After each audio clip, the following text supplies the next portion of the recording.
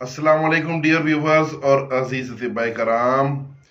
हमारे इलाके के एक नामवर हकीम जनाब प्रोफेसर हकीम जाहिद नज़ीर अलवी साहब, जो कि कदर सैदा से तल्लक रखते हैं और आप रावलपिंडी तिबिया कॉलेज में प्रोफेसर भी हैं, आपका अक्सीर बुखार के नाम से बहुत ही अच्छा और मामूली मतलब नुस्खा जो उन्होंने भेजा आप लोगों के इल्म के लिए, तो ये आपके मतलब पे ज़रूर बना हुआ तैयार होना चाहिए। इसमें 3 चीज़ें हैं। मगज़ तुख्म करंजवा, करंजवा के मगज़ निकाल के उनका वज़न करना है 100 ग्राम, काली मिर्च 25 ग्राम और नुशादर ठीकरी 25 ग्राम।